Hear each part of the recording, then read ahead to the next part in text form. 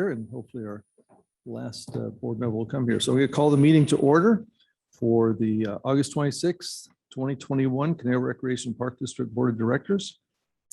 And if you'll please stand and join me as we salute our flag. Ready? Begin. I pledge allegiance to the flag of the United States of America and to the republic for which it stands, one nation, under God, indivisible, with liberty and justice for all. Thank you. May we have our roll call, please? Yes. Director Nichols, Yes. Director Cussworth, Yes. Director Lang, Here. Director Holt, Director Hupper. Yes. Thank you. Oh, okay. Is she walking her way down there? Okay. Now, I see on our agenda, we have special presentations, but I don't see anybody here. Is this going to be a Zoom presentation? Yes, so, yeah, thank you, Chair Nichols, members of the board. Our special presenter tonight had contacted us late yesterday afternoon to let us know she would like to choose another evening because of some personal things happening and wasn't going to find it very easy to be here tonight. So the ETI presentation is going to have to be put off to a future meeting, which I think will be October 7th. Okay. So she sends her regrets and Okay. apologizes for not. All right. Okay. Thank you. I just want to make sure I wasn't missing something here. Director Lang. Yes, and I was ready to share a little trivia. How many remember that one of our athletes, young athletes of the year, was from our ETI, our local ETI corral? That doesn't happen that frequently. So I was afraid you're gonna ask that. It's been many years, 10 plus. But anyway, we do have a good relationship with the ETI corral, and their people do well. Oh, absolutely. Absolutely. Very good. Yes, General Manager Riedel? Yeah, and this actually does touch on ETI and her regret sheet email that she couldn't be here. Sharon Henry did let me know that on Saturday, this Saturday at 11:30, the ETI corral would be honoring Barbara Kloster for like a lifetime of service award at the arena. Great. And it was sort of a offhanded, hey, and if you guys want to come, you're welcome. What So time? 11:30 on Saturday, this Saturday at the main arena. So if any of the board members want to attend, Sharon Henry extended the invitation. Okay. I think a lot of you may have worked with Barbara Kloster and know who she is over the years. So All right. Very good. Thank you. Items for public. Do we have anybody that wishes to address the board on Zoom? Okay, and I don't see anybody here in the audience, so we'll move on to approval of the agenda. Is there anybody who has any changes? And if not, a motion to approve the agenda? Director Huffer, I'll move approval of the agenda. thank you. Do we have a second? Second. Second, motion is second. All those in favor say aye. Aye. Any opposed? Okay, that carries. Next, we have our consent calendar. Is there any concern on the consent, any of the consent calendar items? And if not, do we have a motion to approve? So moved. Director Lang, and a second. Director Huffer, thank you. All those in favor say aye. Aye. Any opposed? Okay, that moves forward. We have no deferred items. We have no items for discussion. So that takes us to new items 9A. And Mr. Friedel, are you going to start this off? We're going right to our Parks and Planning staff. well, I just may introduce, you may recognize a much more handsome Parks and Planning person there. Mr. Hare is out and Mr. Mooney is in representing the Parks and Planning Division. He's going to be providing the report, and just so that you do know, our counsel, Mr. Sellers, who helped write the memo, is also available on the Zoom call, I hope. I don't know if he's there or not. Okay, good. Hi, Mark. So if you have any questions for Mark after Andrew's report, he's also available as well. So Mr. Mooney. All right, thank you, Jim. Thank you, Chair Nichols and members of the board. So item is in regard to the teen center and adult center improvement project. Kind of give you guys a background on where we were at with the project is we put it out to bid earlier this summer. We had 23 bidders at the job walk. So that's a mandatory job walk. So quite a bit of interest from local contractors. We received 7 bids on August 24th. And then we had some wrinkles with the bidding. So the number 1 apparent low bidder actually pulled his bid due to cost errors. So he actually pulled the bid. And then number 3 protested number 1 and number 2's bid based on an issue that I'll kind of get into a little bit, and Mark kind of get into a little bit more details as he mentioned in his memo. However, we didn't review number 1 since he pulled his bid, but number 2, basically, he left off his shade installer contractor on the bid. And so part of the requirement is that you list all of your subcontractors as part of for the contracted bid that you are submitting to the district for award. And number 3 basically called him out on it and said, hey, you didn't supply your bid properly. And so we reviewed his bid and then also confirmed with him who he was using to do the shade to do the shade work. And he had some confusion with our standard. If you remember back in May, we standardized USA Shade as a material, but not as a material and supplier to install the shade. And unfortunately, bidders number 2 and number 3 also were under the impression that we had to use USA Shade as the installation. So there was some confusion between the bidders from our bid documents, as well as some documentation that was in our specifications. So basically, in discussion with council, it's an error that is not minor and that we can't waive for number 2 to utilize their bid for award. However, to promote fair and competitive bidding process, we're looking at basically tossing all bids, rejecting all the bids and rebidding the project. Again, for just kind of the complexity of the project, but then also the confusion that we saw for all the bidders. And so if approved tonight, staff would be ready to rebid the project. However, we would make some minor language modifications to the documents and specifications to clarify so we don't have the issues that we had with these bids. The project would be able to be put out in the coming weeks. And then we would look to bring it back to award sometime, hopefully at the soonest in November. But all the interested bidders prior would be notified. So then if they were interested to rebid it, and then we would also put it out as we typically do for advertisement through the public bidding process. So we'll kind of just restart the bid. Basically lose about 45 to 60 days, depending on how the bid process goes. But so that's kind of where we're at. We would like to recommend to reject all bids and to rebid the project again, to be fair and competitive for all the bidders for the process. So with that, I'm available for questions as well as Mark Sellers. Very good. Thank you. All right, Director Huffer, start with you. Yeah, just to confirm, so what you're suggesting or recommending is we would basically have to start from square one with advertising, walkthrough, bid opening, and the whole process. Correct. So that's why we're looking at November at the earliest of being able to come back to us with bid recommendations. Correct. Okay. I don't recall specifically in our discussions about the shade structures, but the way that was brought to us was just the material, not material installation.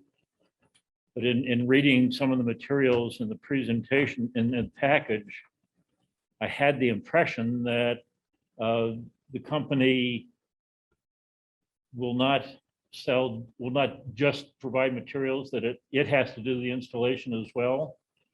So that's where the error was. So in our standard, which is higher, and it is a special condition in our bid documents that oversees, there's basically an order of, there's kind of an order of operations with the bidding. So our documents higher, which states material only. It doesn't state material and installation. And then unfortunately listed in the specifications, it's the general specifications of the product. It was listed, there was installation listed once or twice in the specification. So that's part of the update and the confusion between the bidders of which one do we listen to, which one do we read? And unfortunately, neither of them asked that question during the bidding process because staff was unaware that that note was in the specifications of the project. So my question then is, does the installation have to be done for the shade structures? The installation, the company itself says they have to do the installation. No one else can install it. No, Okay, it's a material, yes, it's a material only, and they can install it if the general contractor chooses to use them. However, they can use another installer to install it. Okay. They're not married or linked in any manner. okay. And that's part of the reason why we're utilizing them as a material, because then we don't get just locked in for using them as installation. Okay, so we don't need to go back and revisit the approval of this company for shade structures, because it is only materials that. Correct. Yeah, Okay. and this is nothing on USA Shade. It's more confusion with the contractors bidding the job. Okay, all right, thank you. Thank you. Other questions for Mr. Mooney? Director Lang?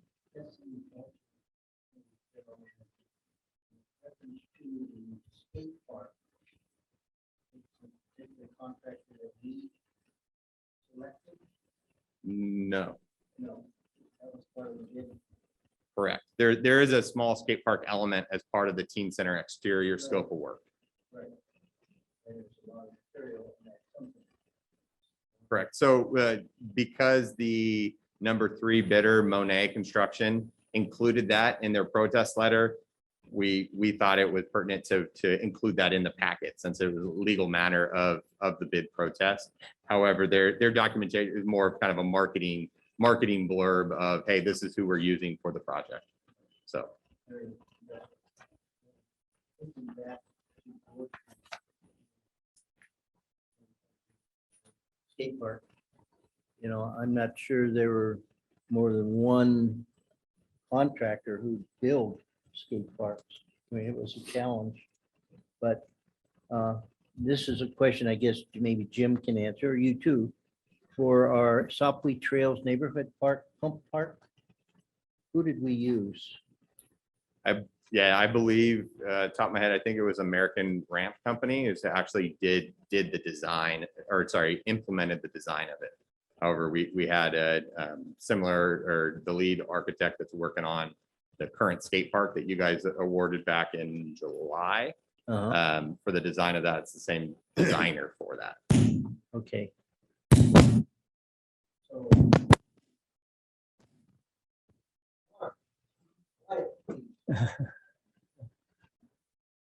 So these days, there are many, obviously, specialists in skate parks and Yeah, it's quite an industry, especially in California, but just in the US. okay, very good. Well, it's just very, very impressive and just made me think back of what we used to have to go through and so forth. Thank you.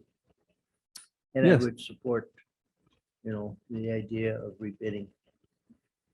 Director Cussworth? So I'm just wondering a little on the skate park, when I was looking at all of those designs, do we already have it designed, or are we opening that up for somebody to show you designs? No, we have it all designed.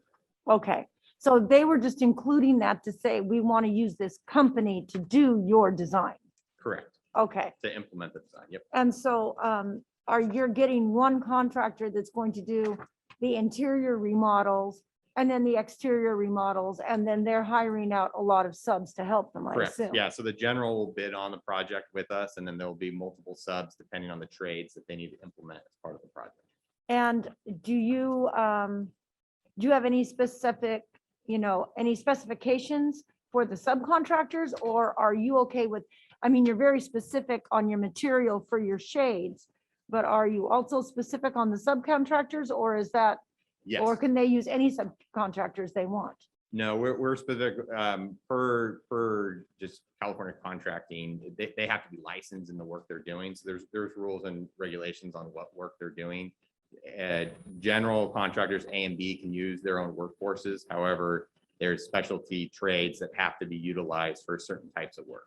So do you have a list of people you want them to use as subs, or do you have any input on who they're using as subs? No, Okay, no to which one? so they make their own team of contractors to provide the scope of work as presented in the contract documents. Okay, and So- if you I have. could add problems- in, California is open bidding. Hey, you can't close out the bid unless the bidder is irresponsible because they got in a major problem with a prior public entity. Otherwise, anybody who's licensed for that kind of work has the right to bid as a sub. Okay, and so they're, and I think I'm just asking the same question twice and you're answering it for me. So your general can hire out any licensed subs that are able to do the work. And that's who we work with. And it doesn't matter if you've worked with that sub before and you don't care for them. Or would Correct. you just, Correct. If they can show they can do the work, but however, they do need to be licensed and they do have to be a public works contractor. So Okay. following the contract code of the state. okay. Okay, so all of this is really just because there was misunderstanding in the bidding process, not that anybody was particularly doing anything wrong. So you Correct. just want to start over. Correct. Okay, thank you very much. I just had a couple of questions. I guess first is, how do you determine whether an omission or commission, depending on the bidder's fault, is substantial enough to warrant this type of action? I'm sure there's probably not a step-by-step process. Is this truly kind of a subjective where you just kind of have to look at each project by itself and come up with a reasonable determination as to whether it really was substantial enough that would warrant a rebid process? I'll let Mark answer that one. Well, we looked at the shade work that they want to now sub in, use the US Shade Company to do that work. And that's $300,000. So that's not an insignificant amount of money. They have to list a sub under law who does more than 1/2 of 1% of the total bid. And I think that's like $14,000. So they should have listed US Shade and they didn't. And to me, that is not a minor omission. That's a major omission, and you can't waive it. And once you can't waive it, then in essence, their bid is useless. It's not responsive. And then you either go back to Mrca and say that they're the lowest bidder, and then you run the risk that SCI might sue to say, hey, we really were confused by your bidding documents, and you should use us. So the best route I've always seen when you get situations you have a major irregularity is to rebid the whole project to avoid the unhappy bidders from going after you in court. So Okay, thank you. Thank you. Because I also had a question on the 1/2%, which you have addressed. So thank you for that. The other question I had was, I appreciate your very detailed report, which gave a lot of background information. And obviously there's a lot of legal precedents here, some codes that you're referring to, contract code, and a lot of information here. I presume this is not something you did just because, but there's probably a process that you use in this instance that you want to set a foundation in case something does have legs and move forward. Is that correct? yes, in the record that this was not a minor irregularity that you could waive. Okay, so in essence, we're making a clear distinction that there was good reason for our decision tonight based on your counsel, based on staff's recommendation. And so again, it's not just the board flipping a coin decided that we have good evidence to support the decision. Yes, that's correct. And rebidding projects is not unusual. Unfortunately, in the public sector, every district, city, county uses different forms, and bidders sometimes are confused by those forms and make mistakes. Okay, thank you. Any further questions of staff or Mr. Sellers or council? Okay, if not, then I'm open to a motion. Yes, Director Cusworth. I recommend that we reject all bids and authorize staff to rebid the project after appropriate adjustments to the contract document. Thank you. Do you have a second for that? I'll second. Director Lang, thank you. All those in favor say aye. Aye. Any opposed? All right, thank you. And thank you, Mr. Sellers, for joining us this evening. Thank you. Okay, that'll take us to 9B. And so I guess, Ms. Smith, is that going to be you for us tonight? Yes, thank you, Chair Nichols. Is this working or is it mine the one that's weird? Okay, I can speak very loudly. Is this one better? Okay. So I know budget adjustments are everyone's favorite topic. So I will review them briefly. I tried, we did a very, very good job of staying really close to our budget for our previous year, as we've been mentioning, but I do want to point out these budget adjustments, they're not particularly essential to do for prior year, but they are helpful for us in explaining work center overages to our auditors, also just proving that we're being transparent with the board and the public. And also for a record for future analysis, I can say coming in kind of blind last year and not knowing all of this, looking back on previous years and trying to figure out budgets going forward, it was useful to have these documents to understand why there was something odd one year or not. So kind of one of the reasons that this is a practice, although it's not necessary for accounting purposes. So with that, I'll go briefly over what's in the memo that you have. So for general fund, there was about $385,000 that we wanted to make adjustments for. Most of that was additional expenditures due to COVID that we've already kind of talked about with senior nutrition and grounds maintenance. There was a small change for aquatics because of the new arrangement with the payments for the pool. And that's going to be kind of ongoing, and we won't have that adjustment in the next year. And then the other big one was our water bill. So part of that is because of a longer refurbishment period that we had available to us because of COVID. And also it was a very dry season. But we did want to point out, and please correct me if I get these acres wrong, but a while back, the total annual water bill for the district was $1.8 million. And we cut irrigated acres down from 250 acres to 180, so 70 acres reduced. And the goal was to never go back over 1.8 million. Still, with all the water rate increases we've been having, we did break 1.8 million this year. So we had $1,832,904 for water bills this year. So I believe there's going to be an update on the water conservation plan in the next couple months, but we hit 1.8 again despite those cuts, and that's just water rates increasing. So wanted to make you all aware of that.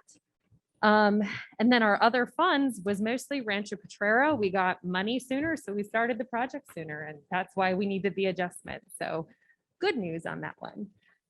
So that's all the prior year adjustments. I can stop there if anyone has questions on prior year. Any questions, Director Lang? Yeah, in the COVID, you did kind of address it, but is the impact specific to, it is specific to each department, right? How the COVID impacting that department? So most of our COVID-related expenses that we did track very, very carefully was across multiple departments. These were the work centers that went over their budget. And so these are the only ones that went over their budget because of COVID, but everybody else stayed under budget despite those increased COVID expenses. But we did track them even if they didn't go over the budget. To me, says most of the departments and so forth. Oh, absolutely. Absolutely. Thank you. Okay, yes, Director Huffman. Couple questions, Melissa. Sure. First, on the other funds, the 129,000 plus, looks like it's that coming from the district-wide assessment fund and going to Rancho Potrero. So that basically just transferring funds from one account to the other.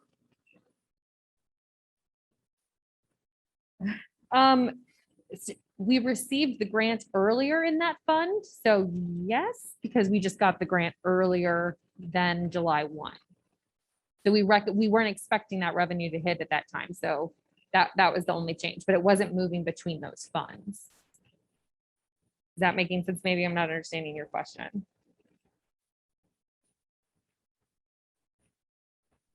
Okay. I guess I'm not quite tracking that, but Oh, okay. So the project was, the expenses for that were billed out of the district-wide assessment fund. We received the grants for that before we started the expenses, and I'll let Andrew talk about that. But because we hadn't budgeted to receive that or expend that, but in this fiscal period, that's why we're just adding it. It's like adding a new line in that district-wide because we got that grant. okay, all right. All right, I got that. Okay. And then on the increases in the various general fund categories, most of them strike me as being relatively moderate. And, you know, I can understand where they're coming from. The water, you know, I certainly understand the extended refurbishment periods for taking more water and other stuff.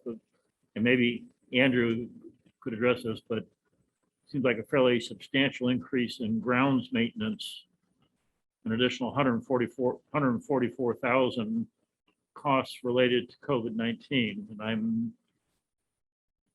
unless it's all the signs and everything that had to be put out, I'm having a little difficult time how COVID could affect grounds maintenance by that large an amount. I think the largest portion of that amount was the porta potties that we had brought in. I can't remember the exact amount, but it was in the tens of thousands that was. And then all of the PPE and disinfecting and soap and all that type of stuff. So Okay. it hit that work center quite hard. Okay, all right. Those are my only questions. Thank you. Well, then you're making it easy for me because fiscal year 21-22 is all of the carryover funds for the projects that we reviewed last board meeting in the capital program. So every year near the end of the year, Andrew gives us very good estimates about what he thinks those carryover amounts would be. So of all the projects, we only had about, what was it? $200,000 that we had to carry over. So we did a good job estimating, and these were just funds that were left over from last year's budget that were rolling to the next, and largely due to project timing. And with that, I'm available for questions. I have another question regarding that, Ms. Smith, on the 21-22, just adjusting the funds for that. With the capital improvements, so I know we have our infamous spreadsheet year 1 through year 10. So would this be all applicable, I guess, to the year 1 projects that we're anticipating that will be done, and we're just getting all the funding aligned for those projects? Correct. Thank you. Any other questions? Okay, oh, yes, Director Hubbard. There's one more in 21-22, slight increase in the appropriation for the teen center in Global. Is there any way of knowing, now that we're going out to bid again, whether that figure is going to be substantially changed? No. However, it hopefully with competitive bidding, you know, it provides with it. So since the numbers have been out there, bidders will kind of know. I've been asked from multiple other bidders about subs and things like that. So they'll definitely sharpen their pencils and get some tighter numbers, I would imagine. So, but can't guarantee as far as if the numbers coming higher or lower next time. But at least the first and second bidders now know what they have to do to make things right. So that might be good. Correct. All right, thank you. Very good. Okay, if no other questions, we do have a recommendation for a couple of approvals. If there's anyone care to make that motion. Yes, Director Huffer. I'd like to move approval of staff recommendations. One, to approve the proposed fiscal year 2021 budget adjustments and approve the proposed fiscal year 21-22 budget adjustments. Thank you. Do you have a second for that? I'll second. Director Cuthbert, all those in favor say aye. Aye. Any opposed? Okay, that carries 5-0. Okay, next is 9C, our MRCA final budget. Ms. Smith, are you going to do this one again for us? Absolutely. You get All more right. of me. So just a quick reminder. So MRCA is a JPA with us and the Santa Monica Mountains Conservancy and Rancho Simi Recreation and Park District. So we all get to approve their budget. And so we are the third so far. MRCA has approved it and Rancho Simi approved it last night. We're tonight, if you approve, and then it's going to the Santa Monica Mountains Conservancy on Monday. So I just wanted to give you a few highlights of the MRCA budget. I think first and foremost is probably the size of the budget. It's $72 million, which is substantially more than the typical $40 million budget. So I wanted to give you some explanation as to why that is. The biggest reason is a $20.7 million amount for the rebuild of 3 camps that were destroyed by wildfire in recent years. These are funded by a Natural Resources Agency grant to the MRCA, and the MRCA has awarded sub grants to those 3 individual camps. Those projects are already underway and are being overseen by MRCA staff and in coordination with the California Natural Resources Agency. So that's the biggest chunk, is $20.7 million. The next is a $7.4 million project for Taylor Yard, also known as G2, along the LA River. It's the development of a new park along the LA River with a partnership of MRCA, the Santa Monica Mountains Conservancy State Parks, and the City of Los Angeles. And it's been a long time in the works and it's a big project, and we're excited about that one. $4 million for fire resiliency. This is largely for new equipment and large vegetation management opportunities for the next, I think it's $4 million for this year, and then they have, I think, another $3 million they're projecting for out years, but we're going to see how that goes and if the state is willing to fund more projects like that. And then $2.5 million for ongoing Woolsey fire restoration projects for the different MRCA properties that were affected by Woolsey. So those are the big projects that explain that big jump this year. There's also a few new funding sources that are being used. There's a brand new CFD that was approved by voters in 2020. We're estimating about $1.9 million a year from that CFD. And this budget includes that 1.9 in revenue and about 1.6 million in the expenses from there. And we're using our very first reserve fund, since we didn't have reserve funds until this year, to assign $500,000 from the capital asset reserve for some deferred maintenance projects in our developed resources, especially for the locations that can help produce revenue, since the MRCA is heavily dependent on its enterprise revenue. And last but not least, I wanted to point out the increase in the salaries that are in there. There are actually 36 new bodies that are being funded in this budget.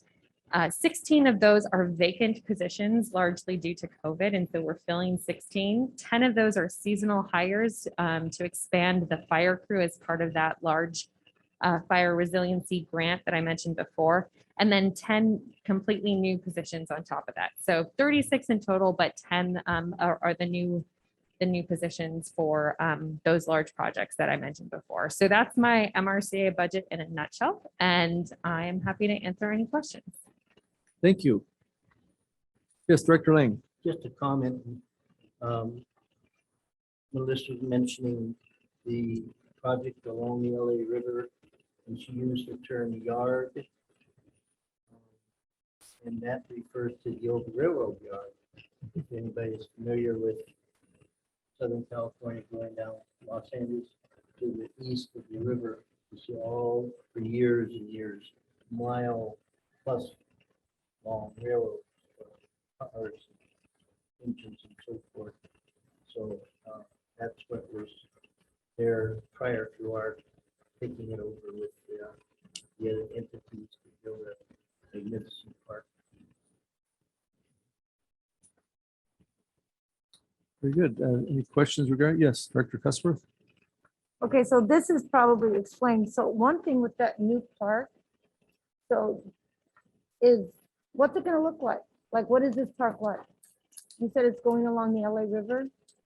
So is it like, walking along the river and, The trails, etc.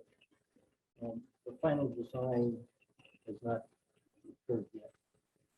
But it's primarily, walking paths and so forth. One of the grants that we got was for $20 million from the state. Oh, so MRCA didn't get it, but it was for the partners. It was $200. For which one are we talking about? Anyway, I don't remember it. They get a lot of grants, I guess. yeah. But their modus operandi is all open streets. I'll look it up, I'll get it on my cell phone. Sure, if we can, Oh, WCB, but Wildlife Conservation Board. thank you. Mhm. Wildlife Conservation Board. So they gave us that $20 million with the express purpose of us creating that type of environment. in this property. along the LA? Yeah, I'm very interested to know where it is. I've bike ride along the LA River quite a bit and it's heavily being used by homeless people right now. So, I mean, it seems like a lot of them have really good Riverview property. So I'm just kind of wondering how that's going to be handled or maybe they're going to a different section that's wilder and not closer to the city. But anyway, that's a very interesting and good project. I think it'll be fabulous for LA to have something like that. I have So, some of the specs and stuff I can send to you so you can see what it would look like. okay. Yeah, I'm just wondering like from where to where it's going to happen. So I think that's because the Yeah, LA I'll River is pretty long. So Yes. yeah, thank you. Mhm. The other thing I was wondering, so do you just know offhand the name of the camps that were destroyed by the fire? You said there Ooh. were 3. You don't have to tell me. I didn't see I them w- there, and you mentioned that. So, and they have multiple names, so I apologize. Okay, if I don't worry repeat. about it. That's fine. And so I looked over here and so here it says grants and it's my own non-understanding of accounting very well. So are these grants that MRCA, so this is grants that MRCA has received? Or is it grants that MRCA has given out? Because these other things all look like expenses. But then Yes. I see the grants and that seems like that would be, Yes, so not- on page 131, that's the revenues. So the grants listed there are grants that are being received by the MRCA. And on page 132, those are the expenses and those are grants that MRCA is awarding out. oh, okay, so thank you. Mhm. So all of these are grants that they have gotten. And so in the land, is that just land that they've received and that's the worth of the land? I'm trying to see where you are, which. Well, page are I'm you on 130. On 130. So did you say that these were this is what they have received? Yes. So when it says land and improvements, is that amount what the land was worth? So that, Like, did they get a lot of land and then the land was worth that much money? it might be easier if I just show you on, if I come and show you. So this part is the revenues and this is the expenses. So these are grants going out and these are Okay, land that's and what my- improvement. yeah, that's what my projects. question I'm was. sorry, I thought you were looking up these grants. No, I was Got it. looking over here. So Got it. that's what I was saying. So those are grants that MRCA has given out. That grant line is correct. That grant line. Okay, that was my question. Because I was just confused. I thought, well, grant seems like something they would be getting, but those, they obviously give out grants. So that I just, Correct. And that's including like that it was in the wrong 20.7 spot. million to the camp. right. So I just wanted to, confirm that. Mhm. And I guess they get all of their grants from multiple places. Oh, yes. So, yeah. Okay. All right. Thank you. Any other questions? I did have a question regarding the additional staffing. Since a number of the things you mentioned was fire related or project related to get the facilities back in shape again. Mhm. Are some of these positions likewise where it's, they are temporary, where it's just for a time, or are all these going to be permanent positions? So 10 of the positions are seasonal, so it's for the fire division. They come on for our brushing season and then they'll respond across the state or sometimes country, depending on where the needs are for wildfire. So 10 of the new positions are seasonal. 16 were vacant ones, but they are permanent. They were just reduced during COVID. And so we're just going to fill those back up. And then 10 are new. They're currently assigned to projects, but we also do expect a large number of retirements in the next few years. So there might be some growth and replacement of full-time positions in there to allow for some continuity. Okay, just when you were commenting about the budget changing a little bit from 40 million to 70+ million, my concern was, well, is this a one-time thing and now that money goes away and now you've got staff that you can't pay for? Right. So I just want to make sure that that was all anticipated. Yes. Okay, all right, very good. Any other questions or comments? If not, is there a motion to approve the recommendation? Director Cussworth.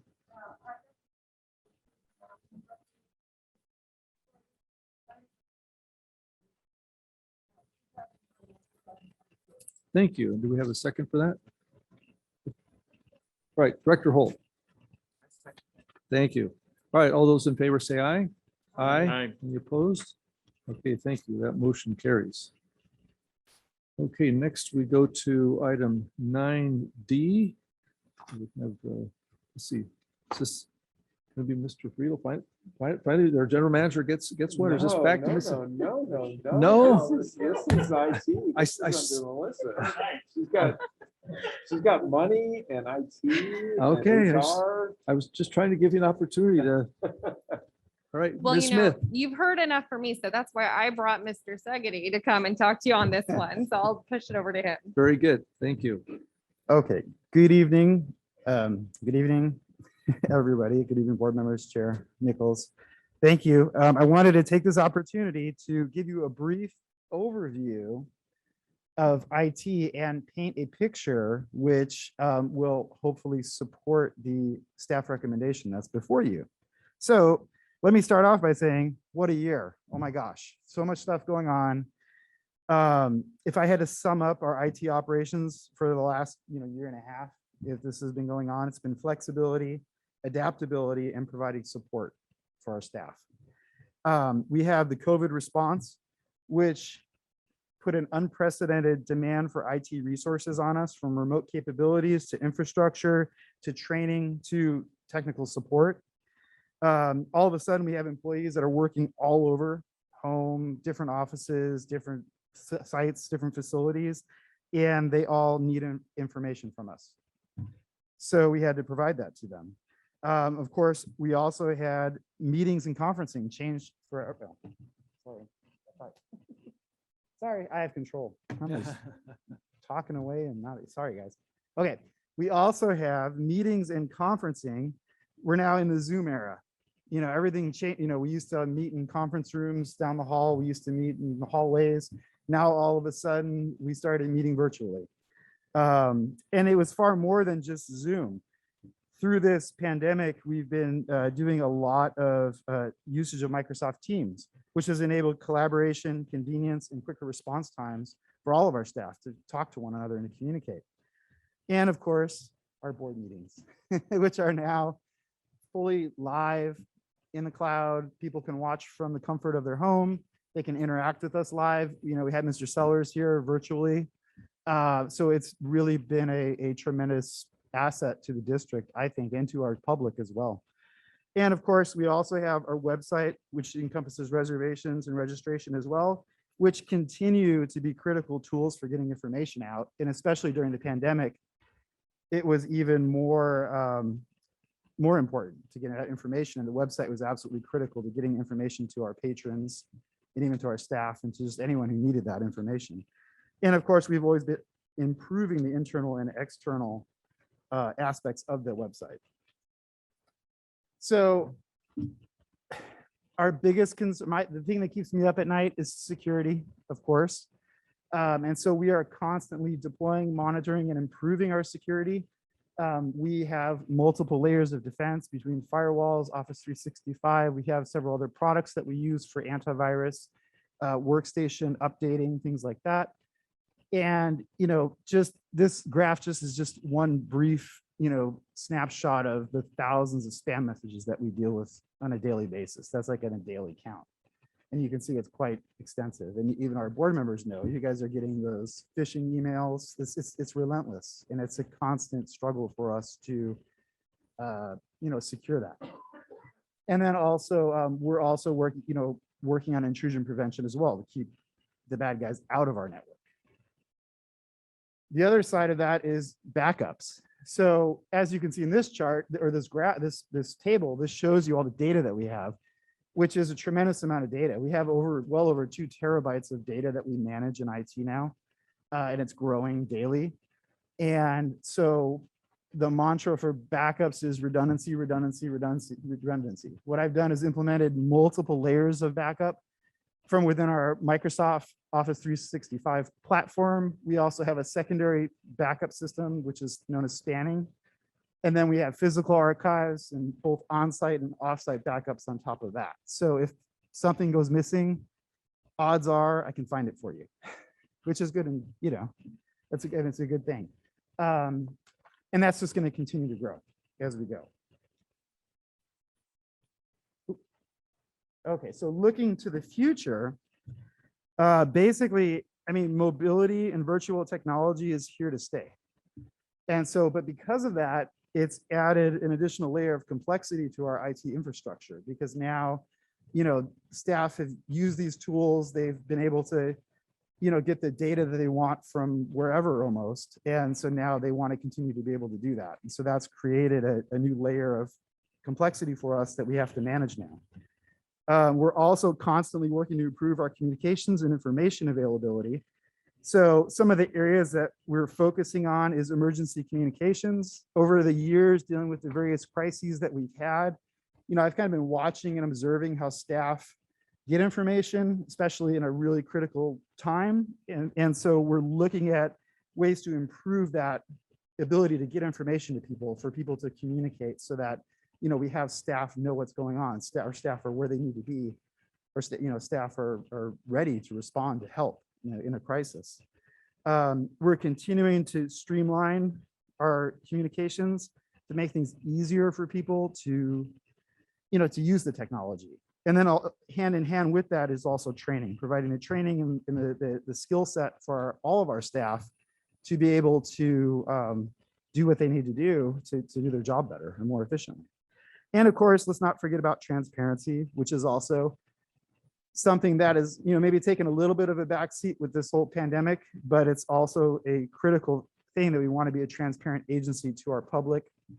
And that's also very important and something that we're always looking at ways to improve on that. Security, once again, we're adding more and more devices now, because people can access technology from their home, they can access it from their phones, they can access it from all over. And so that adds, again, another layer of complexity. We have more devices to manage. We have more points of entry where people are coming into our network now that we have to monitor to make sure that the bad guys don't get in. And of course, more data. We're continuing to grow data. Now the individual, units and stuff are doing a great job managing their data, but it's inevitable as we continue to add more stuff to the cloud, data just is going to keep growing. And last but not least, we have public support.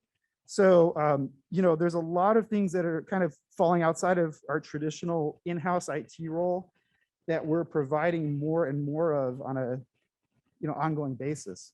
For example, computer labs, we support the computer labs at the Teen Center and Global Center, which are highly popular attractions at those facilities and very well loved and used, but they also need a lot of love and attention to maintain those. Wireless access, we provide public wireless access at most of our community centers now, and that's something that the public has really responded to and really appreciates.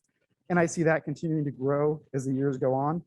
And certainly last but not least is like special programming support. Most famously, we know is like the tax program. We provide IT support for that very successful program. and Chuck and his team does a great job with that. But we're always there, helping them out with the behind the scenes infrastructure and things of that nature. And as well as providing more and more support to MRCA as well. We provide a lot of VPN tunnels now for them to access our financial system. And as they're staffing up with their increases in staffing, we're also needing to provide more resources to assist them to get the data that they need as well. So it's just a constant ongoing growth that we're seeing, which is wonderful, but also leads to the staff recommendation of, we would really feel it's necessary for us to have some additional support and help. So with that, I'm available for questions. Thank you. And good to have you back with us again, even if it's just for one night. Thank you. Yes, Director Cusworth. Well, I think you made a very good case Thank you. for needing another person. I'm amazed you've been able to manage so well with all of the new technology. And you must have done well, because didn't we just receive an award for our transparency in the state of California? So I think a lot of that would have been due to what you're doing. And I really was not that much of a fan of cameras, but COVID did make that happen. And you seamlessly came in here and made that work. And I think it's even gotten fancier as we moved on, and you've gotten better. So, and I thought it was interesting, just maybe it was last month, maybe it was the last VCSDA meeting. They had somebody from the FBI come and talk about cybersecurity. It was very interesting. And you always think of the FBI going around to hunt the bad guys, but he said mainly they're on the computers, because so many crimes now are just happening on computers. And he talked a lot about how you have to put all of these layers in, just as you were saying, to make sure that you're not being hacked on the computer. So it's not so much that we need security guards with keep the people with the guns out, it's that we have to have the security on our computers, because that's where a lot of crimes are happening. I mean, Mr. Nichols, I think at least 3 times last month has been asking me to buy gift cards. You know what? I've yet to receive any gift cards, so I'm still waiting. In fact, the first time I called him up and said, what's this with the gift cards? What are Yes. you talking about? And I would he said, encourage you to do "Oh, that I next didn't time as send well. that." I think that Mr. Huffer said, well, I looked at the email address from it and realized it wasn't from him, but I was just, so I mean, that's becoming a new thing. So, yeah, I think this is very, very important. Do you already have somebody in mind that you're going to hire? Or is this going to be like an open hire that you have to advertise? It'll be an internally posted position, and we have someone that we do hope would consider applying for it. Okay, great. So, yeah, yes. So I thought, I like it when we hire internally. So I think that's a great thing. So thank you very much for all of your work and all that you're doing. I mean, it's really amazing. I know at my school, our IT guy is just running ragged. And that's just, we have one guy for one school, and I can't imagine you just had 2 full times for this whole district. So yeah, the Thank time you. is now. Thank you. Thank you. Yes, Director Lang. Yes, I too was going to comment on transparency, and thank you, Mark, for the role that you play in that. Very important one that, obviously we recognize for. Now, your last comment, internally posted and candidate. How is the organization going to look? You have John, yourself, the open position, is that it? Oh, for as far as staffing goes, Yeah. for the foreseeable future, I think that that's a fairly good staffing number for us. And so, but it's, who knows what the future might bring in terms of needs and requirements, but I feel that that is a good, department level for us at this time, that will be able to meet our needs adequately. Now, historically, did Cheryl hire you? Yes, Prior to that, we didn't have a dedicated that's correct. IT person, so all this has occurred. How many years you been with us? Almost 15, I want to say. I think I'll be 15 soonish. Yeah. Cheryl and predecessor kind of worked through our IT requirements throughout the whole district. We've come a long, long way. Thank you and our staff. Oh. Oh. Thank you. Thank you. Thank you. Director Huffer. Yeah, Mark, I can certainly attest to what you do for the district. You mentioned the tax program and any number of times where our Wi-Fi went down or we couldn't get a connection and either you or John got over there within, 10 or 15 minutes to get things fixed up. You really helped AYSO get the Wi-Fi connection over at the Canal Creek South building there, not just for AYSO, but for all the users of that building over there, since there was no practical way of getting any kind of wired connection through there without spending hundreds of thousands of dollars. The fact that for all these years, it's just been one or two of you handling all of the facilities. I'm amazed by how much you're able to do with such a small manpower. I know years ago, I was sort of by default the IT director for a very small company, about 5 or 6 people. And, just trying to do the IT stuff for a very small organization, something like this, that has to be absolutely overwhelming. So, asking for only one additional staff person, I think is more than justified, and I'd be happy to support that. I did have a question. We see headlines all the time about major corporations, major government entities being subject to ransomware.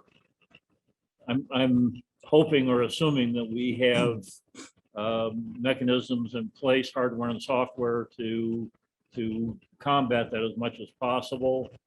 I know I've read in some journals that one of the biggest problems for companies getting hit with the ransomware isn't so much the hardware and software as it is the peopleware.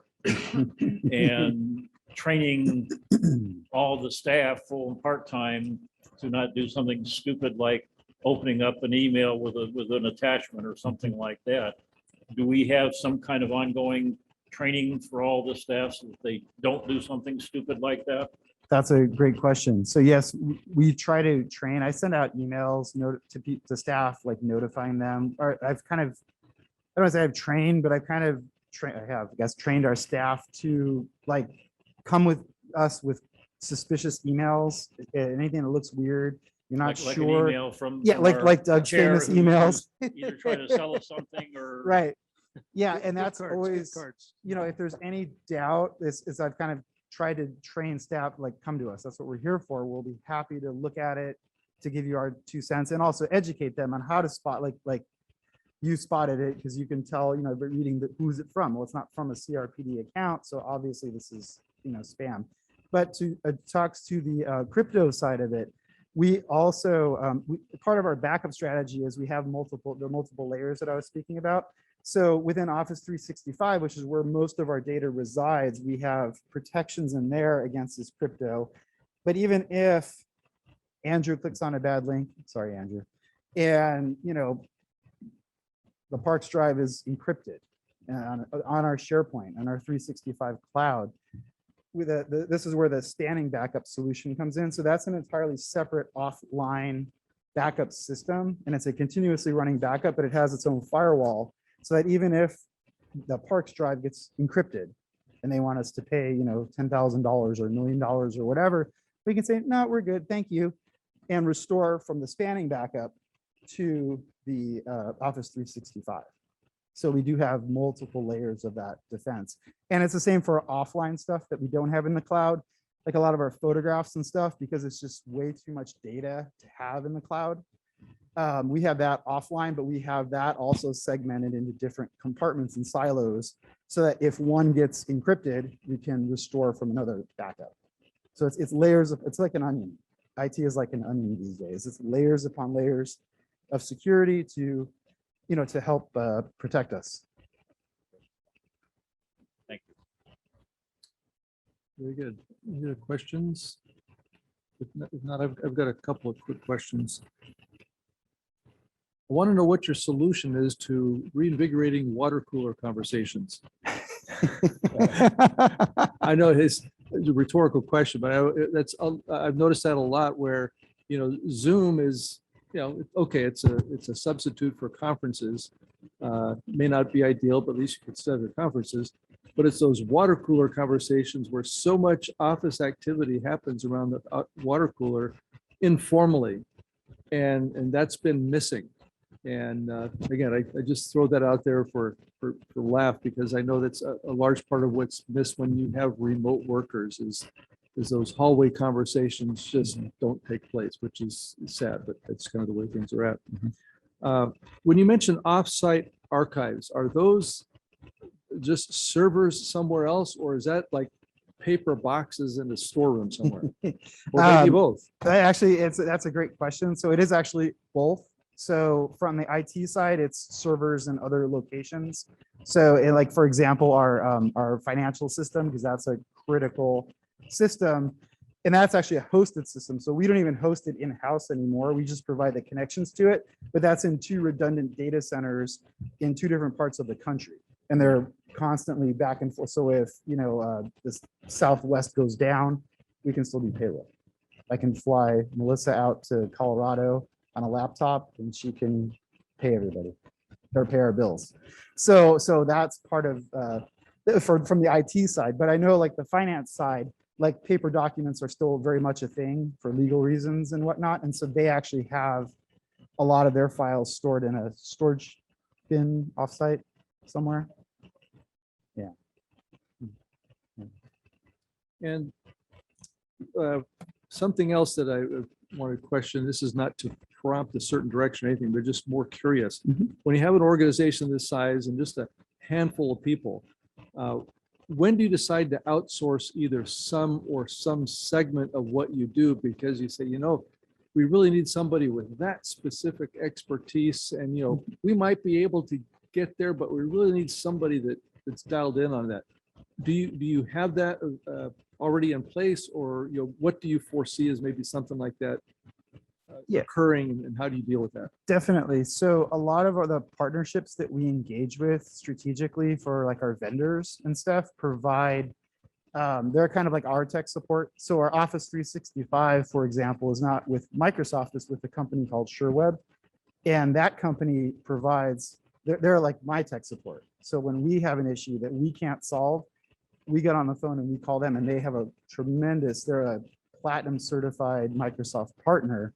And so, and they have access to, they have like a bat phone basically to get a hold of Microsoft directly to get answers and solutions, because they host, such large businesses. So we have lots of relationships like that with a lot of our partners that we engage with.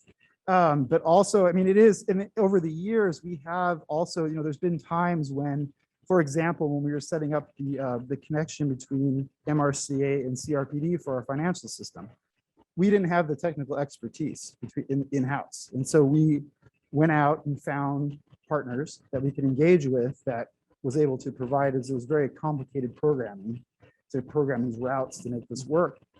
And those, they were able to help us out with that. So we do that when it's, when it's beyond the scope of our knowledge. We certainly do the outreach and reach out to partners and outsource certain activities and things like that. And I can see that in an ongoing basis, as needed, of course. Sure. Well, I know, because it's a challenge just to try and keep your system going, and you don't always have the time to go out and research all the new things that are happening, which are every day there's something new. Definitely. And then a question regarding the issue before us tonight with this position. I've been involved with creating positions and writing descriptions before. And particularly when I noticed the position, this says, high school diploma with, 6 months of relevant information. A lot of times, positions say, well, I need, you need to have this certificate, bachelor's degree and whatever. And I know this is an entry-level position, but I'm just curious, in this technology realm now, is it just a matter of getting somebody in the door and then training them the way you want them to learn? Or is there really, when you need somebody with that specialty, going back to that outsourcing, you go somewhere else? So you're just looking for somebody who's knowledgeable and you can get them familiar with your system? Is that the concept? That's the concept. In IT, it's also in certain realms of IT, and it's like for this type of position, it's not necessarily about, the certificates and knowledge aren't as critical as finding someone with the ability to learn, the willingness to learn, and just a core skill set that is really, it's kind of hard to quantify, but it's just a core skill set and a work ethic that's really strong to do the job. And a lot of it is we can train them, because honestly, a lot of the technology that we use is very specific to CRPD. So, IT is IT and a firewall is a firewall, you can say, but there's 20, 30 different brands of firewalls, and they're all slightly different in different ways. So if we had to build out a spec for a very specific list of the tools that we use at the district, I doubt you'd find anyone that would be qualified, technically in that regard, because there's so many different nuances to the flavors of technology that we have and that's available, that it makes it really challenging. So it is kind of challenging to write the job descriptions. And we actually talked about that and talked with HR and consoled them as well to kind of figure out how best to frame that. Very good. All right. Yeah, I think that's a good approach. I appreciate that. Any other questions? And if not, I'm happy to entertain a motion. Director Huffer? Yes, I'd like to move approval of the staff recommendation to approve a new full-time position and job description for an information technology assistant. Thank you. Director Lang with the second. All those in favor say aye. Aye. Any opposed? Thank you. That carries 5-0. Okay, next is item 9E. And I guess we're going to Ms. Callis this time. Yes, thank Oh, you, Chair all Nichols. right. All right, so today I am talking about a possible appointment to the Global Senior Center Commission. Basically, the Senior Commission is an elected body of up to 15 members. They do elections in March. It's a 3-year term. In 2020 and 2021, the elections did not take place due to COVID, and Director Holt sat on a commission team that did some interviews. And if you guys will recall, at our last meeting, you voted in and approved someone to come in and step in when someone had left to fill in. So what we're talking about today is we had another board member, existing board member, that has stepped down. And so the commission is asking that based off of the elections before, they had 2 people that they had picked, that if they lost anybody off the commission during this time, during COVID, before the next election, that they could put people ready into place if people left, moved out of town, or just decided not to do it anymore. And so Sonia Anderson has been selected to fill the vacancy of Joni Rubin if the board here decides that that is okay. Attached is a little description of her experience and her volunteer background. And I think that is the basics. So basically, staff recommendation is to approve the appointment of Sonia Anderson to the Global Senior Center Commission. And I don't know if Director Holt, if you'd like to add anything. Only she was one of the interviewed when I was there, and so I'm familiar with her. All their interviewers were very good, but she kind of ranked second as far as the voting went. So that's why they selected her. It's kind of pre-done. Yes, I'm going to move what you that we accept her as a member of your committee. Okay, we have a motion to approve staff recommendation. Is there a second? I'll second that. Director Cuthbert, thank you. All those in favor say aye. Aye. Any opposed? Okay, that carries 5-0. All right, that takes us to section 7, reports and announcements. These are all just written in our packets for information. Were there any questions that the board has on these items? Director Lang? Yes, no more comments and reference to our, it's 10B. In reference to the program enrollment summary report. And I'd like that 3-year summary. I think that's very beneficial, Michelle. Thank you for that. And looking at the numbers for 2021 compared to 19 before the COVID, I don't think we're that far off. I think that's a good indication that CRPD, kept the goals in their fire in the stove burning, during all this COVID. We didn't just close the door and let things happen. We were making things happen, even though it might have been difficult. But so good job, Michelle, you and your people. And I was just also commenting on the classes.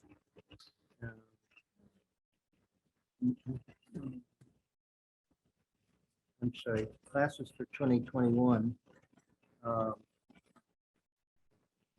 16. I better get. Anyway, it's just the fact that it's good report. Yeah, in the summer, we held 1,618 classes. Was that what you were looking at? Yeah, right. Yeah. Versus what we did last year in 2020, almost 4 times. Right? Did I read that correctly? 477. Oh, last year. Yeah, yes, last year was 477, correct. And jumped up to 1,600. Correct. Sorry for not being real clear, but that was the point of it. The fact that we just didn't really miss a lot of steps. We just kept going. Yep, we're at about 75%, 80% of where we were in 2019. So we're getting really close. Good job. Any other comments on the questions? Yes, Director Hopper? Just a couple of comments on the Recreation Division highlights. I think it's great that you're able to continue the Adult Social and Friends program for the therapeutic, since there isn't anything else out there for those folks. I've already marked my calendar down for Monday morning to show up over at the Global Center to get the world famous breakfast burritos they have over there. And the 850 Warwick, you are able to continue the tutoring that's being done at the Caneo Community Center. We actually have a room at Acacia School. Oh, really? So we have partnered with the school district, and we have a space there that we are using with them as part of our shared use agreement. And so we are doing tutoring Monday through Thursday there for the kids that were in our 850 Warwick program, or specifically live at 850 or one of the apartment complexes right across the street. Oh. So we're able to do that there, and we'll still on Friday take the kids and walk them to the community center and go from there. In fact, I need to do a visit out there, but there's some rules for school campus visiting, so I need to turn in some paperwork before I can head out there. Well, good, because I know there were some issues with the new owners at Yeah. 850, so I'm glad we got something worked out. So Yeah. Thank you. Yeah, absolutely. Yes, Director Lang? On that 850, we're no longer around staff, we're no longer around one apartments property. We have no reason to. So no, we cannot run, we're not running any Right. programs or services actually in the apartment complex. Everything's done. And the summer, it was all done at Caneo Community Center, and now we have the space at Acacia School. And there's a lot less interaction with parents. I don't know that for sure, because when they were in the apartment complex, the kids would just come down on their own and go back up on their own. So, I mean, maybe if staff were walking around, there was more parent interaction, but I mean, the parents still have to pick their children up from the school. So they're gonna still see somebody picking the kids up. So, Anything else? Okay, we'll move on then to item or section 11, department reports. We'll start with our Parks Division report. I presume this is going to be Mr. Mooney. Thank you, Chair Nichols. Basically just kind of some construction update stuff. Obviously you guys approved a couple projects last board meeting, so we're getting moving on that. Rancho Potrero, Area 1 will be starting next week. We're coordinating with a contractor to hopefully start in October, Mayo Creek Southwest. So Jim and Aline will keep you posted once we kind of get some groundbreaking stuff scheduled and all that fun ceremonies type stuff.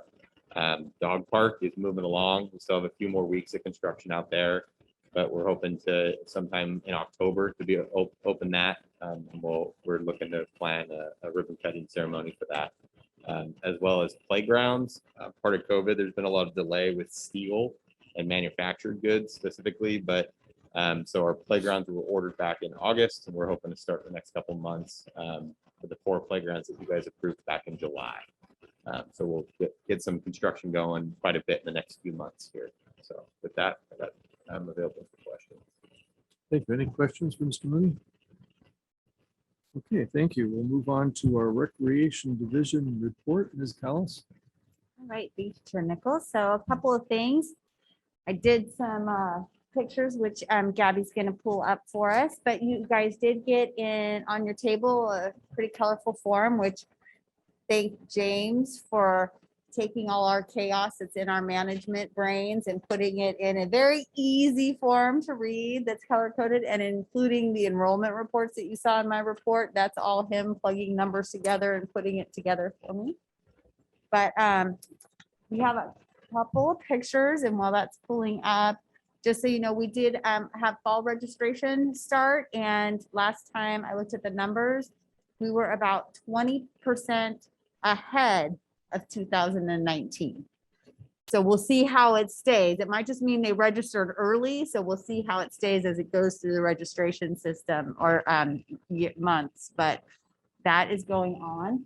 And then so I'll raise my hand when you switch it or something.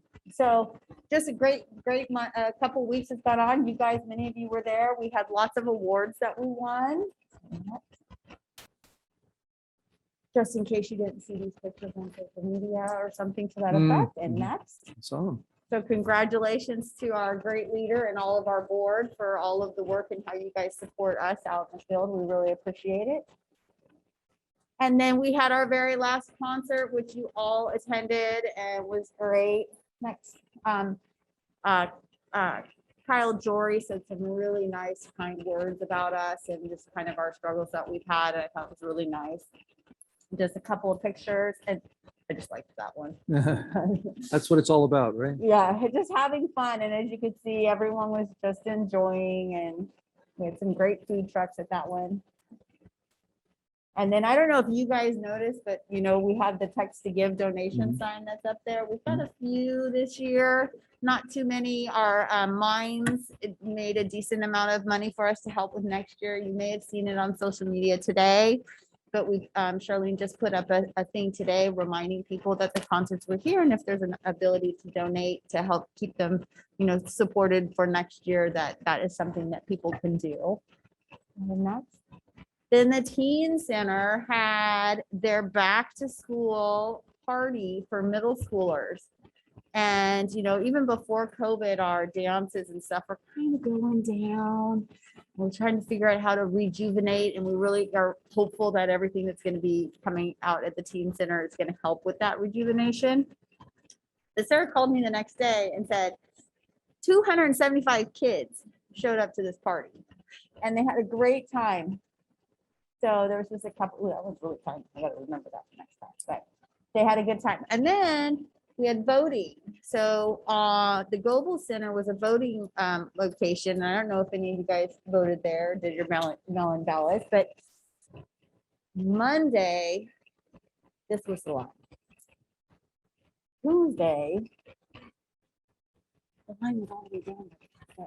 And it was all day long, you guys. The Global Center, Patty kept sending me messages with pictures.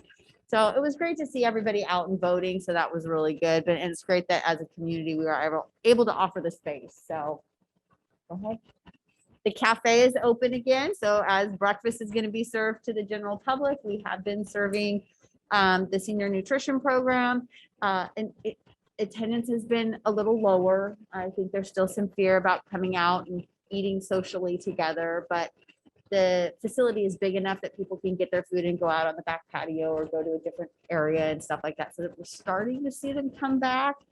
And so hopefully the socialization portion, which is one of the big reasons for the program, will get going a little bit more. Now, on the same day, bingo was in, and bingo must have had 150 people in the room. So the bingo people have no fear. And then just as a reminder, Reign of Terror is selling tickets right now. If any of you guys are interested in attending Reign of Terror, just please shoot me an email. Let me know what day and what time you're interested in, and I'll work with Bruce. We'll get something set up for you. But they're doing really good supposedly on ticket sales right now. So we'll see what happens. I think that's it. Okay. So then just a couple of other things. We have a new, not a new mask mandate, but an updated mask mandate. So all indoor sports have to be played with masks on. So just FYI, you know, there's constantly, our staff out in the field are constantly having to do this. It was something with voting, people coming in, not wanting to wear masks. It was tough. People are coming in wanting to play basketball. They have to wear masks. It's tough. So staff are just really kind of being beaten up out there. And I talked to one staff the other day, and she's like, I've been called horrible names. I've been told I'm all these different things. I'm like, please, thank you for taking it, but know that there's just a frustration. So that's going on right now out there. And then with everything with COVID, and I think a while ago, I talked to you guys about AB5 and independent contractors and how things like that are changing. We did some tweaking of and clarifying who are employees and who are independent contractors. Well, with everything that's been going on, just things have been being looked at a little bit more. And so we're currently being audited by EDD in regards to employees, independent contractors and employees. And so with that, I foresee some clarification coming in the near future and some possible change that might need to be made with how we classify someone as an independent contractor or a employee. So just kind of a heads up on that. And with that, I am available for questions. Yes. I saw you're having Dodger nights. So do they project the game on a big screen and have people there in the gym area? Yeah, if you look at our Facebook page, we just posted, they had a Dodger game the other day. It was about like 10 or 11 in the afternoon. I went by and they set up the bingo hall or the main hall at the Global Center.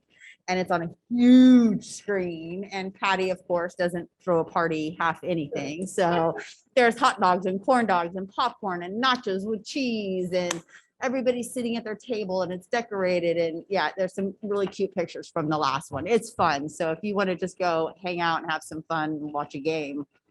I thought it sounded like a great idea. Yeah. Do they do night games? They do some. So I think it's she a does a couple regular of them. thing. They're doing them all the time. I think she'll have probably a couple more. I want to say it was on there, but I don't know that there was another one. I think there's another one coming up. Okay. Yeah. Check out the Global Gazette on the webpage. It should have all of that info on it. And I know that they're saying this, but of course I'm a mask enforcer for a living with 6 and 7-year-olds. So I just say to them, I'm not really wanting to wear a mask either, but that's the rule. So let's just all, work on it. So maybe if they're just sympathetic, I mean, I feel sorry that your staff is getting yelled at for trying to enforce something they have no control over. But I know when I say to my kids, I know it's hard. That's the rule. But we're here. Yep. You're not on a computer. Yep, You know? exactly. So Yeah. it's and I went to vote on Sunday and there was no line. So it was nice that they had a lot of days to do it. Yeah. Yes, Director Huffer? Yeah, Rochelle, I just wanted to thank you for sort of serving as a resource for the community sports groups. Some of the groups are very small, others are larger, but we all have questions as to, what's this hour the county saying, what are they saying next hour as far as the COVID regulations and rules. So I do appreciate that. And you mentioned the haunted house. If we sign up for that, will you come with us? No, Oh, I come will on. not. Will only go in with the lights on and I still get scared. It's a pretty amazing thing. So Nellie will go with you.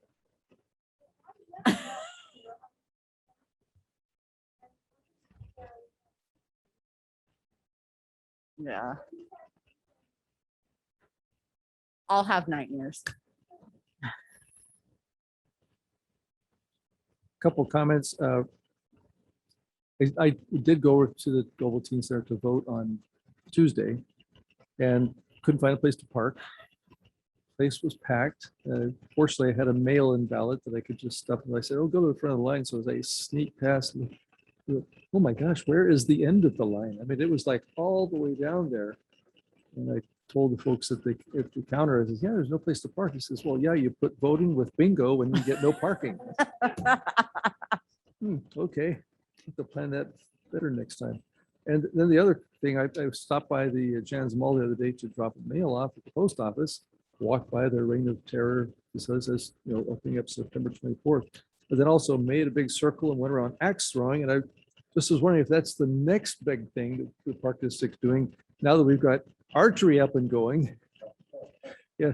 We will not be doing axe I throwing. just was wondering how big his mind is he wants to go, all out, but. Now, when the MV3 race cars come in, we might have a team Oh, building okay. there. All right. Just checking. Okay, thank you very much. We'll go on to Management Services Division, Ms. Smith.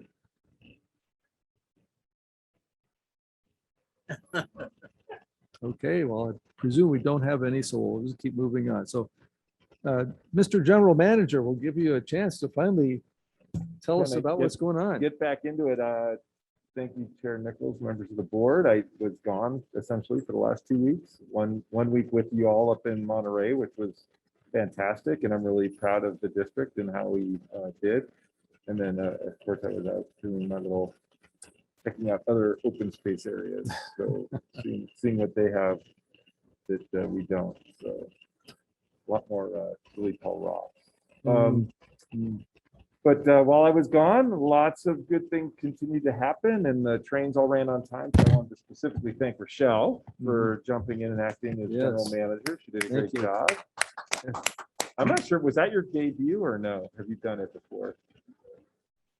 Yeah, but she did a great job, and lots of good stuff happened. But then, Andrew's stepping in tonight for Tom, and James is here for Aline, and Melissa had 2 different agency budgets and budget adjustments to deal with. So, and then of course, Ian and Gabby keep the meeting running. So again, just super grateful for awesome staff. And then for the board, we actually are starting to have some in-person things getting on your calendars again. And Aline's not here, so you didn't probably get the email and the flyer. But if you haven't put September 30th on your calendar for AWA Public Officials Night at the Reagan Library. I think she did send something We out. traditionally attended that. That's a really good event. It's water centric, but that's She our, sent out. okay, great. So we do have that coming up. And then just as a reminder, we have basically indicated that the borderline anniversary party in the park, event can occur. So we actually have been contacted by Brian Hines, who does want to do that event on that, the weekend of the anniversary. So I think he's working with staff on that permit for that, but that's something that will probably be happening, pretty decent sized event. So with that, I'm available for any questions. Thank you. Yeah, and Rochelle, thank you for an uneventful couple of weeks. Appreciate that. And while taking photographs and doing everything, so at the concert, so thank you for that extra effort. Okay, so any questions of the general manager? Yes, Director Hupper? Yeah, Jim, I know it's still just in the proposal stage, and maybe this is more of a Melissa question than a question for you, but you know, the federal government's saying that more and more employers are going to be required to you know, have employees either get vaccinated or tested, or I think what I read, the park district was small enough that we would not fall under those requirements. I think they said like 100 employees. Yeah, but we are over, because it doesn't only mean full-time. So we have more like almost 400 employees when you consider all the part-time and seasonal. So we'll be subject to whatever those rules that end up not being promulgated. We're looking at them. You know, we use Liebert Cassidy Whitmore, which is a law firm that just focuses primarily on public sector HR issues. So policy-wise and implementation, we get a lot of counsel through them. But yeah, we're probably subject to whatever comes out. I mean, I know there's been an announcement, but there's not, as far as I know, anything in writing that we can kind of sink our teeth into yet. Right. Okay. And then my other question for you is more of a personal question. Are you ready for Sunday? Thank you for asking. I am signed up for adult soccer and I will be there. Could you explain what you're talking about?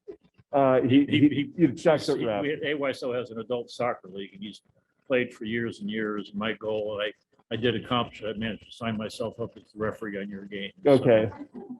Yeah, no, he's joking, and he'll see how badly out of shape I am. Because that'll be my debut for the first time in almost a year and a half, I think, because I didn't play because of COVID. So yeah. Very good. Thank you. All right. Director's reports and follow-up reports on meetings, conferences. Director Holt, I'll start with you here to my left. Well, basically, I found some good information up at the conference up in Monterey. And it was nice being with the board members and also Jim up there. And I think we should announce the awards that were presented. And so somebody say exactly what they were. I mean, you were on stage, Jim was on stage, George was on stage receiving awards. And I think we should announce that and put it in our minutes. I will say one thing. There were at least 2 sessions I went to, and I sat like this going, wait a minute, what are they talking about? We don't have those problems.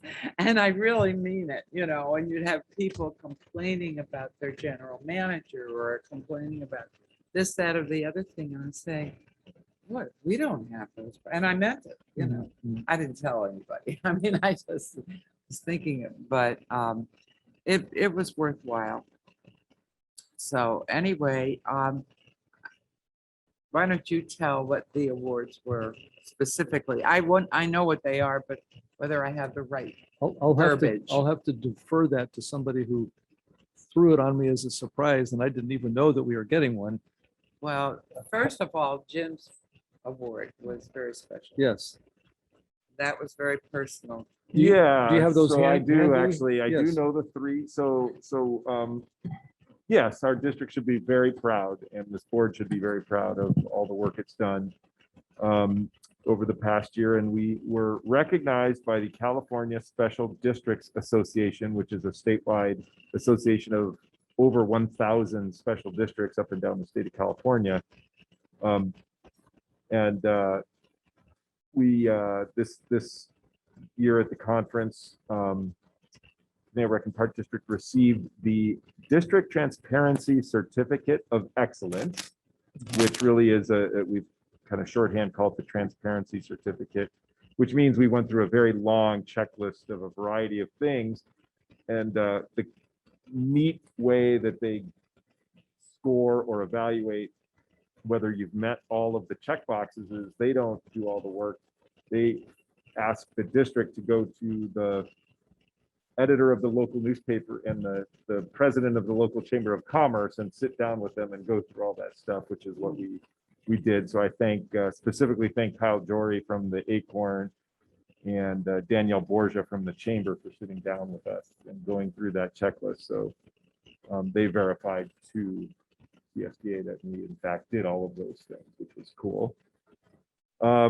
The Ventura County Special Districts Association, so we're a piece of the Ventura County, was recognized as the chapter of the year. And I don't think there's a county special district association in every county, but there's 58 counties, so I don't know, there's got to be 40 or 50 of them. And so Ventura County was the chapter of the year, which was really cool. And then yes, I was actually honored to receive the Ralph Heim Exceptional Outreach and Advocacy Award, which was kind of neat because I actually knew and worked with Ralph for many years when I was with CRPD and the Ledge Committee Chair for that organization for a while. So that was kind of cool. So, and I think a lot of that. Well, had to I do with think my- what you were awarded sounded really more like I mean, it was more than just for that one award. I mean, you were. Well, I think the talking to the folks, it was I was a pain in their butt when it came to the special districts not being recognized or not receiving any of the funding from the COVID Yes. relief from the state. So I was I think I got it for being essentially a gadfly. No, no. To the CSDA, like A professional a gadfly professional gadfly with a cause. with a Yeah. cause. Yeah, so that's it. Yep. Yeah, and duly recognized. I would have to say, I also believe that played a role in the chapter, getting chapter of the year because of your efforts in particular of rallying the district. But Jim's award members. was personal too. Oh, yeah. I mean, Oh, yeah. It wasn't just That's right. as a this. Thank you. And then, George, you received something. Unfortunately, it's part of the Ventura County chapter. Yeah. Oh, okay. And you accepted for. The transparency, yes, yeah. It wasn't anything personal for me. It was for our organization, yes. Director Huffer? Not that many meetings. I was not able to attend the CRPD. I've been there most years, but wasn't able to make this year. Or I mean, the CSDA. About the only park-related things, the last concert in the park, which was a lot of fun. It was great to see people up there dancing and doing their thing up there. And then we had the last Mrca Ranch movie, which I know George was at and Nellie was at. And very strange seeing Joel Mrca as the bad guy. But it was fun movie. So but that's it. Very good, thank you. Director Cusworth? He wasn't really bad. I mean, they kind of had him being bad, but then they twisted it that he was kind of good at the end. Wouldn't you say? Yeah. Anyway, it was a very sweet movie with both of them, and it's fun to go and see our crew there. I know that Wyatt always appreciates our participation in that.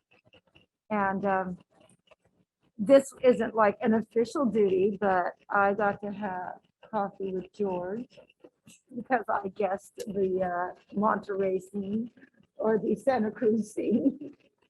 I kind of think those are fun. Kind of gives us some other ideas to see when we're out, which if I ever get to another Monterey one, I was talking, I don't know why this came up in a conversation with my husband. And I said, yeah, they're all at Monterey right now. And he goes, well, why aren't we there? Because he had such a good time when we went last time. And I said, I work. And he goes, oh, yeah, yeah. So he's retired. So I think I told that to George and Doug. I go, yes, that's why my car's gone all the time from the house all day. Anyway, but those are excellent conferences. I really get a lot out of them. So I'm glad that you officially had those read out, Sue. I think that's important. Yeah. Yeah, that was very, very good. But other than that, I really haven't done anything. Director Lang? Yes, as mentioned, I attended the Golden Frame meeting at the last one outside. I didn't see him so much as a bad guy, as a smart guy. Smart guy.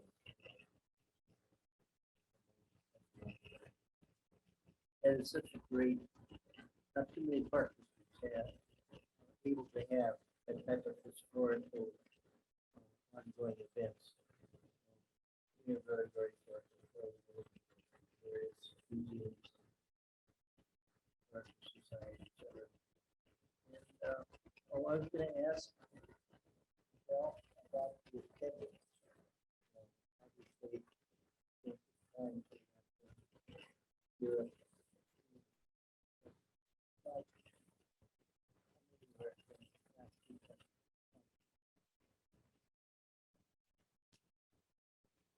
And we had, yeah.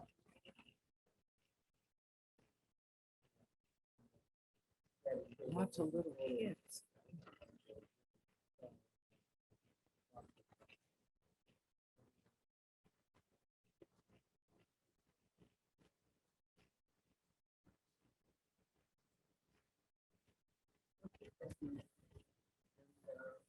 Mrca meeting during the conference.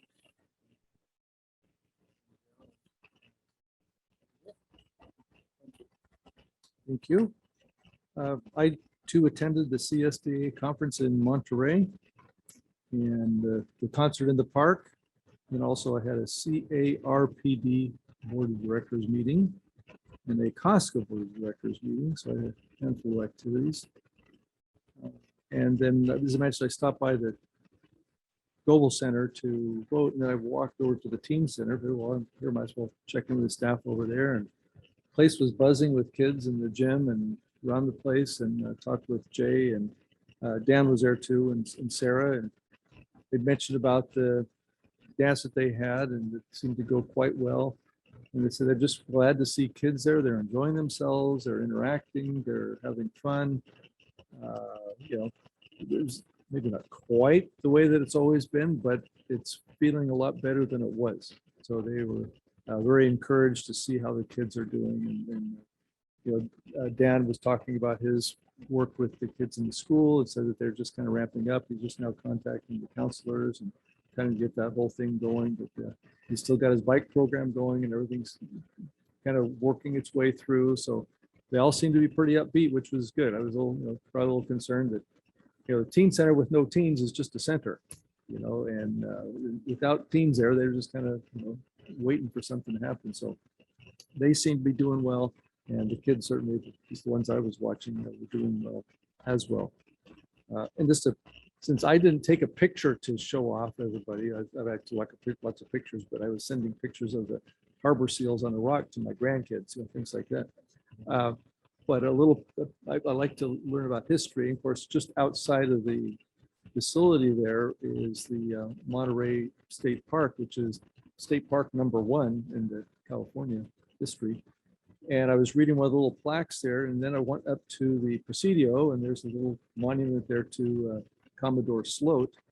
And I learned that in his earlier career, General Sherman, who had his infamous march to the sea in Atlanta during the war, was actually part of the contingent that helped with the raising of the flag there at the what they called the Custom House, just outside of us. You might have seen the flagpole there, under Navy Commodore Sloat. He was serving underneath his command at that point and was raising the flag at that very flagpole that was just right outside our facility. And then, of course, he went on to the general in the war. So little bits and pieces of history. I always like to get those little pieces. So that's your information for today. Yes, Director Cuthbert. No, I'm through. Yes, thank you. Since you brought up history, if you want to learn a little bit about local history, the Stagecoach Inn's doing Voices of Old Canal the first 2 weekends in October. And if you come to the 7 o'clock show, I will be your guide. I'm actually a very good guide. So it should be a good show this year. So I'll just put that out there if any of you are interested. You know, of course, the tickets aren't that much and it all supports the Historical Society. So. Super, thank you. Okay, with that, we'll move on to item 12, requests for status reports and items for subsequent agendas, if there is any from the board on that.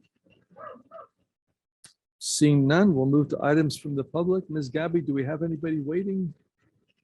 Thank you, ma'am. And I see nothing on executive closed session. Is that right, Mr. General Manager? That's correct. Okay. In that case, we will adjourn. Thank you all for being with us this evening and have a good night. I apologize that my mask was not.